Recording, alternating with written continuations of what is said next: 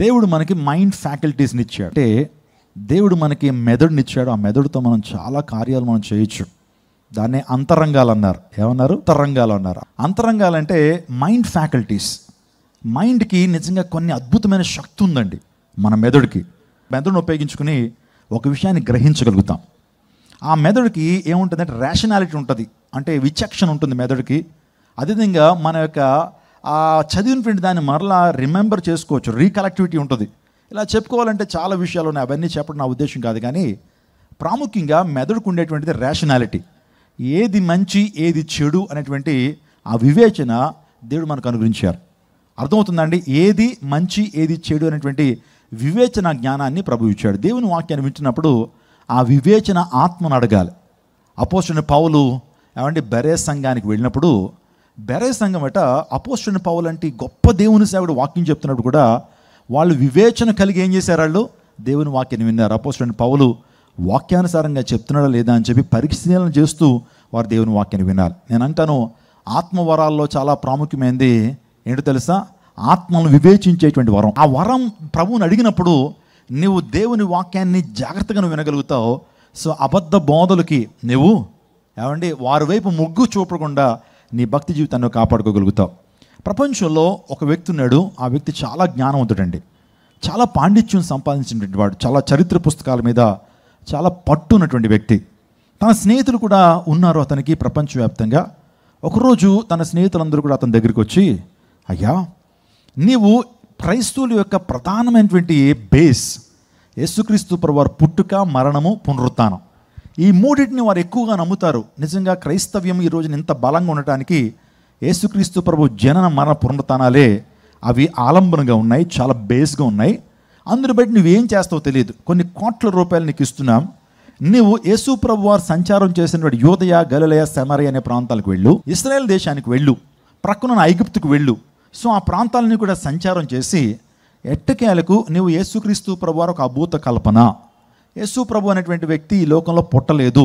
ఆయన యొక్క మిథాలజీ, ఆయన యొక్క కార్టూన్ నెట్వర్క్లో ఒక క్యారెక్టర్ మాత్రమే, ఒక కల్పిత పాత్ర అని రుజువు చేయ, ఆధారాలతో నువ్వు రుజువు చేయి. దానికి కావాల్సిన డబ్బు ఇదిగో, నువ్వు వెళ్ళి రీసెర్చ్ చేయి, ఎట్టకేలకు నువ్వు ఇలాంటి ఆ వివరణ ప్రపంచానికి ఇవ్వాలి అన్నాడు. వెంటనే వాస్తవానికి నేను చెప్పిన వ్యక్తి నాస్తికుడు.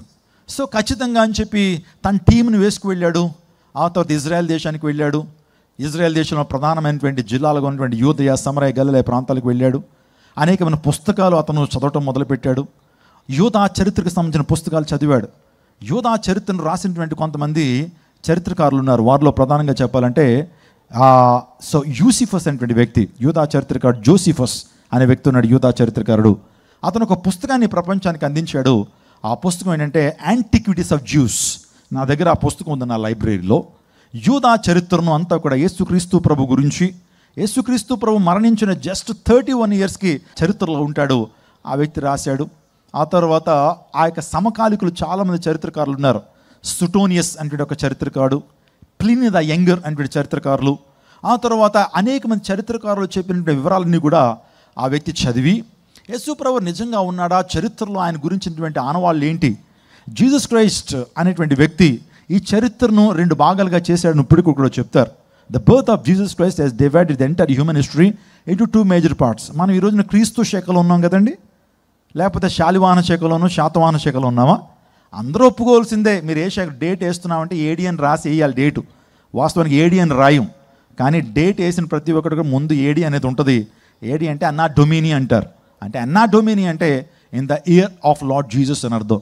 ఈ సంవత్సరాలన్నీ ఎక్కడి నుంచి వచ్చినాయి అంటే, ఈ క్యాలెండర్ ఎక్కడి నుంచి, గ్రెగోరియన్ క్యాలెండర్ ఎక్కడి నుంచి వచ్చిందంటే, క్రీస్తు జన్మించడం ద్వారా కాలాన్ని 2 భాగాలుగా విభజించాడు. ఎవరన్నా కాదనే వాళ్ళు ఉన్నారా? యేసు ప్రభువారు ఈ లోకంలో లేడని ఎవరన్నా చెప్పగలరా? మనం వేస్తున్న డేటే గొప్ప ఆధారం కదా. ఇలాంటి విషయాలన్నీ కూడా ఆయన పరిశీలన చేస్తున్నాడు. అసలు నేను యేసయ్య గురించి వేరే రకంగా అనుకున్నానే, అనవసరంగా నేను దేవుణ్ణి నమ్ముకున్న వాడిని దూషించాను, కానీ ఇంత వాస్తవం ఉందా అనేటువంటి విషయం పరిశీలన చేసినప్పుడు అర్థమైంది. నేను ఒక మాట చెప్తున్నాను, మీరు కూడా పరిశీలన చేయకుండా ఒక స్టేట్మెంట్కి మీరు రావద్దు. యెహోవా ఉత్తముడు రుచి చూచి తెలుసుకోనండి. ఎందుకు వీరు ఇలా బోధ చేస్తారని పిచ్చిపట్టి చేయట్లేదండి. మీరు సత్యాన్ని గ్రహించాలి. సత్యం మిమ్మల్ని స్వతంత్రంగా చేస్తుంది. సత్యం మిమ్మల్ని నిత్యరాజ్యానికి నడిపిస్తుంది. ఆ గొప్ప శాంతిని మీరు పొందుకుంటారు. అందులో పరిశీలన చేయండి, పరిశోధించండి, యెహోవా ఉత్తముడు రుచి చూచి తెలుసుకోనండి. అప్పుడే ప్రభు మీద విశ్వాసాన్ని కలిగి ఉండండి. ఎవరి బలవంతం లేదండి. ఈ రోజున సువార్త చెప్పి వెళ్ళిపోయి ఎవరి మీద కత్తి పెట్టి నమ్ముకోండి అని ఎవరు అనేటువంటి వారు లేరు. మీరు నమ్మండి, వినండి, ఒకవేళ నచ్చితే యేసయ్యని మీ హృదయంలో చేర్చుకోనండి. ఇది మత మార్పిడి కాదనే విషయాన్ని మీకు జ్ఞాపకం చేస్తున్నాను. ఒకసారి ఆలోచించేయండి, వినండి. సో ఆ వ్యక్తి కూడా ఆ పరిశోధన చేసి ఎట్టకేలకు ఆ వ్యక్తి ఒక పుస్తకాన్ని రాయటానికి శ్రీకారం చుట్టాడు. ఆ పుస్తకం పేరు హూ మూడ్ ద స్టోన్. చెప్పండి అందరూ కూడా, హూ మూడ్ ద స్టోన్. మీరు చూస్తున్నారు ఈ వ్యక్తి పేరు ఫ్రాంక్ మోరిసన్. సో ఆ హూ మూడ్ ద స్టోన్, ఈ రాతిని ఎవరు దొర్లించారు, ఓకేనా, ఈ రాతిని ఎవరు దొర్లించారు అనేటువంటి పుస్తకాన్ని రాశాడండి. ఆ వ్యక్తి పేరు చెప్తారా? ఫ్రాంక్ మోరిసన్ అనేటువంటి వ్యక్తి గొప్ప చరిత్రకారుడు. సాధారణమైనటువంటి వ్యక్తిగా 10th క్లాస్ 10 సార్లు తప్పినోడు కాదు. అన్ని శాస్త్రాలు పాండిత్యాన్ని సంపాదించిన ఆ వ్యక్తి ఆ పుస్తకాన్ని రాసి, పుస్తకం రాసిన వాళ్ళందరూ కూడా ముందు ఏం రాస్తారంటే ముందు మాటలు రాస్తారు. ఏమంటే ఆ పుస్తకంలో ఏముందనేటువంటి విషయాన్ని, తన బుక్లో ఏముంటుంది, దాని యొక్క మూలాంశం ఏంటిదని రాస్తారు. ఆ వ్యక్తి కూడా రాశాడు. ఆ వ్యక్తి రాస్తున్నాడు ఏమనంటే, వాస్తవానికి నేను ఈ పుస్తకాన్ని ఎందుకు రాస్తున్నానంటే, వాస్తవాన్ని నా ఉద్దేశం ఏంటంటే, జీసస్ అనేటువంటి వ్యక్తి ఈ లోకంలో లేడు. జీసస్ క్రైస్ట్ అనేటువంటి వాడు ఒక అభూత కల్పన. ఆయన సిలువ మరణము, ఆయన పునరుత్థానం ఇవన్నీ కూడా ఎవరో కల్పించి రాసేసుకున్నారో అని రాద్దాం అనుకున్నాను. నేను పుస్తకాన్ని రాద్దాం అనుకున్నాను, కానీ అలా రాయలేకపోతున్నాను. నా రీసెర్చ్ తర్వాత సుమారుగా 10 years 12 years రీసెర్చ్ తర్వాత, పరిశోధన తర్వాత అది రాలేకపోతున్నాను. కానీ ఒక మాట నేను చెప్పండి, ఈ ప్రపంచానికి నేను ఏకగ్రీవంగా చెప్తున్న మాట, నేను వాస్తవం ఒకందుకు ఈ పుస్తకాన్ని రాద్దాం అనుకున్నాను. కానీ యేసుక్రీస్తు ప్రభు వారు నిజమైనటువంటి వాడు. ఆయన జననము, ఆయన మరణము, ఆయన పునరుత్థానము వాస్తవము, జగమెరిగిన సత్యాలు. ఏ ఒక్కరు ఈ సత్యాలు కాదనలేరు. కాకపోతే మీరు కూడా పరిశోధించండి, నా వలే ఖచ్చితంగా మీకు సత్యాలు బయటపడతాయని ఆ పుస్తకాన్ని రాశాడు. ఆ రాతిని ఎవరు దొరలించారు? ఏ రాతి? యేసు ప్రభు వారు మరణించిన తర్వాత, యేసుక్రీస్తు ప్రభు సమాధం చేసిన తర్వాత ఆ రోమా ప్రభుత్వం ఏం చేశారంటే, ఆయన సమాధికి పెద్ద రాతిని అడ్డుగా పెట్టారు. ఎందుకంటే ఆయన జీవిస్తున్న దినాల్లో చెప్పాడు, ఈ దేవాలయాన్ని ఏం చేయండి, పడగొట్టండి, 3 రోజులు తిరిగి లేస్తాను. ఈ దేవాలయాన్ని పడగొట్టండి, 3 రోజులు తిరిగి లేపుతానని యేసుప్రభు వారు చెప్పారు. 3వ రోజున లేస్తానని చెప్పారు. నిజంగా లేచిపోతాడేమో, వస్తే కనుక రాయి అడ్డుకుంటుందేమో అని చెప్పి పిచ్చి పని చేశారు. కానీ ఆ రాతి దొర్లించబడింది. యేసుక్రీస్తు ప్రభువు సశరీరుడుగా, సజీవుడిగా, మృత్యుంజయుడిగా 3వ రోజున తిరిగి లేచాడు. మీరు ఆ పుస్తకం దొరికితే చదవండి, హూ మూడ్ ద స్టోన్. అది గూగుల్లో కూడా మీకు లభ్యమో. తెలుగులో అయితే లేదండి, ఇంగ్లీష్లో ఉంది. దాన్ని ఇంగ్లీష్ వచ్చిన వాళ్ళు చదవండి. ఒకవేళ గూగుల్ కనుక మీకు తెలుగు తర్జుమా ఇస్తే కనుక చదవండి. చాలా విషయాలు ఆ వ్యక్తి పొందుపరుస్తాడు. ఆ పుస్తకం ప్రతి క్రైస్తవుడు చదవాలనే విషయాన్ని జ్ఞాపకం చేస్తున్నాను. ఇవన్నీ ఎవరినో ప్రలోభపెట్టడానికి కాదు. కానీ ఒక మాట చెప్పనివ్వండి, ఒకవేళ మీరు క్రైస్తవేతరులు కాకపోతే ఈరోజు ఈ సందేశం మీకు ఎంతగానో కనువప్పును తీసుకొస్తుంది. క్రైస్తవ విశ్వాసానికి ఆలంబన ఏంటి? ఈరోజు నా కులాలకు అతీతంగా, మతాలకు అతీతంగా, జాతులకు అతీతంగా, వర్గాలకు అతీతంగా, భాషలకు అతీతంగా, రంగుకు అతీతంగా అనేక మంది యేసు ప్రభువాన్ని ఎందుకు వెంబడిస్తున్నారు? అనేక మంది యేసు ప్రభు బోధనలు ఎందుకు వెంబడిస్తున్నారు?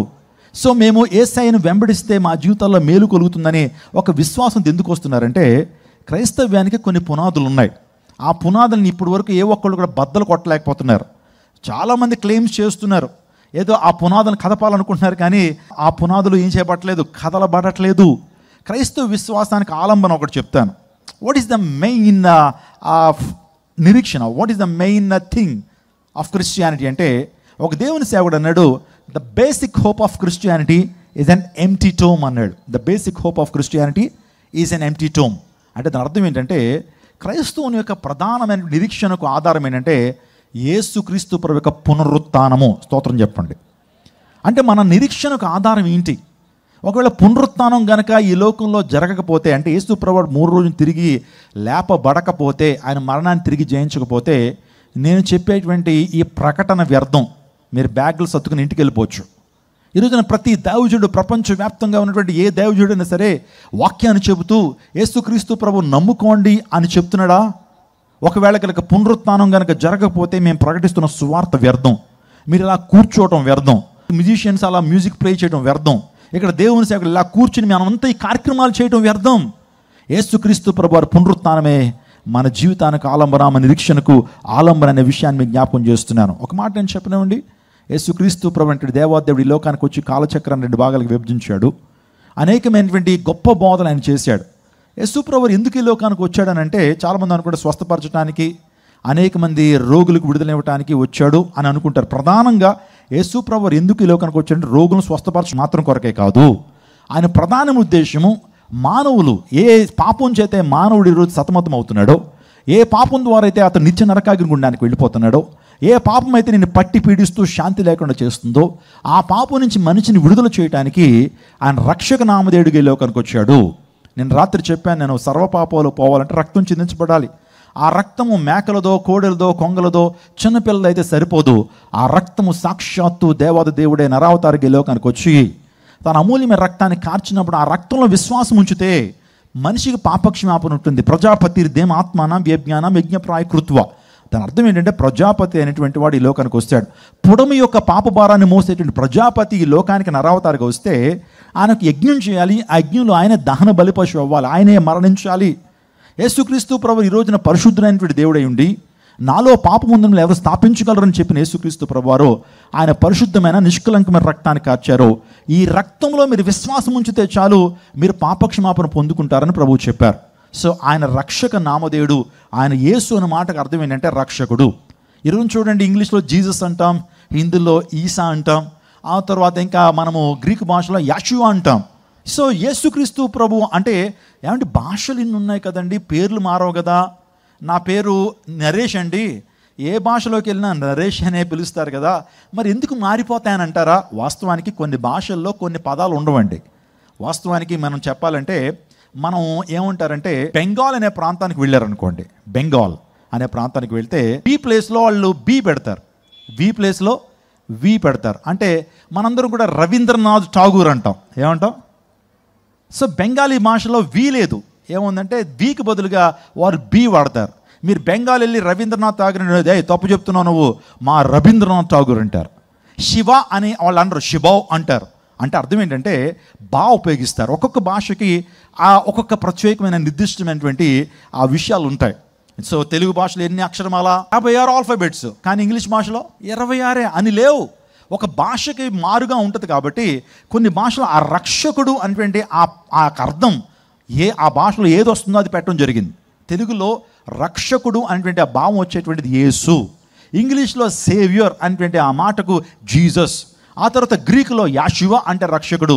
అంటే రక్షకుడు మనుషుల యొక్క పాపాలను రక్షించే రక్షకుడు ఈ లోకానికి వచ్చినప్పుడు ఆయన సమస్త మానవాళి కొరకు ఒక త్యాగం చేస్తాడు. ప్రేమకు ఒక త్యాగం ఉంటుంది.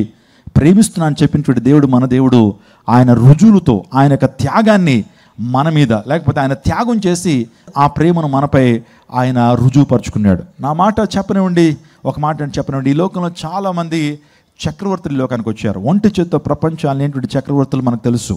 ఆ తర్వాత అనేక మంది శాస్త్రవేత్తలు మనకు తెలుసు, చరిత్రకారులు మనకు తెలుసు, చాలామంది నేనే దేవుని అని చెప్పుకున్నటువంటి వారు స్వామీజీలు మనకు తెలుసు. అనేక మంది ఈ లోకానికి వచ్చారు. కానీ విచారం ఏంటంటే మరణం దగ్గర అందరూ కూడా సాగిలపడ్డారు. మరణం అందరినీ కూడా మృంగివేసింది. ఈరోజు నా మరణం గురించి మాట్లాడాలంటే అందరికీ మరణం ఏదో టైంలో రావాల్సిందే. నువ్వు మన్ను కాబట్టి తిరిగి మన్ను అయిపోతావు అన్నాడు దేవుడు. నరులారా తిరిగి రమ్మని దేవుడు ఆజ్ఞాపిస్తున్నాడు. మనిషిగా పుట్టినవాడు ఏ నాటికైనా ఈ లోకాన్ని విడిచిపెట్టి వెళ్ళాల్సిందే. నువ్వు మట్టివి కాబట్టి తిరిగి మట్టిలోకి వెళ్ళిపోతావు అని ప్రభు చెప్పాడు. ఎంత తోడని ఈ లోకంలో మరణించాల్సిందే. కానీ ఒక మాట, యేసు ప్రభు వారు కూడా నరావతారికి లోకానికి వచ్చాడు. ఆయన మరణించారు, కానీ ఆయనకున్న విలక్షణమైనటువంటి లక్షణం ఏంటంటే ఆయన మరణాన్ని తిరిగి జయించాడు.